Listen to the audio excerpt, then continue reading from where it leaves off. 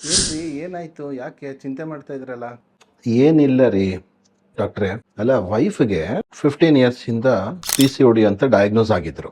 ಇವಾಗ ನೋಡಿದ್ರೆ ಏನೋ ಟರ್ಮ್ ಏನೋ ಚೇಂಜ್ ಆಗ್ತಾ ಇದೆ ಅಂತ ಭಾರಿ ಕನ್ಫ್ಯೂಷನ್ ಆಗ್ತಾ ಇದೆ. ಇದೇನು PCODನ ಇಲ್ಲಾಂದ್ರೆ ಬೇರೆ ಏನಾದರೂ ಡಿಸೀಸಾ? ಓಕೆ, ಅಷ್ಟು ವರ್ಷ ಅದನ್ನ PCOD ಅಂತ ಕರೆದಿದ್ದಾರೆ.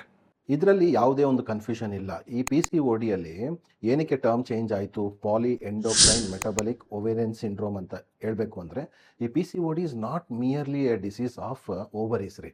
ಏನಕ್ಕೆ ಅಂದರೆ ಈ PCOD ಪೇಷಂಟಲ್ಲಿ ವೇಟ್ ಗೇನ್ ಇದೆ, ಆಕ್ನಿ ಫಾರ್ಮೇಷನ್, ಆಮೇಲೆ irregular menses, most common cause for infertility. In India, out of 5 ವಿಮೆನಲ್ಲಿ every 1 women has a PCOD problem. And this PCOD is not restricted to this ovary per se.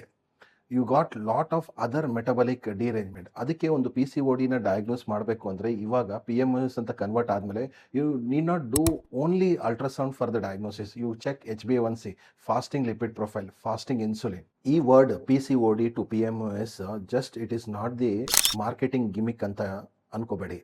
11 years study ಮಾಡಿದ್ದಾರೆ ಎಲ್ಲ women related to the PCOD. And Lancet ಅನ್ನೋ ಒಂದು ಪಬ್ಲಿಕೇಶನಲ್ಲಿ ಈ article May 12 publish ಮಾಡಿಬಿಟ್ಟು, and they have given an excellent update about PCOD.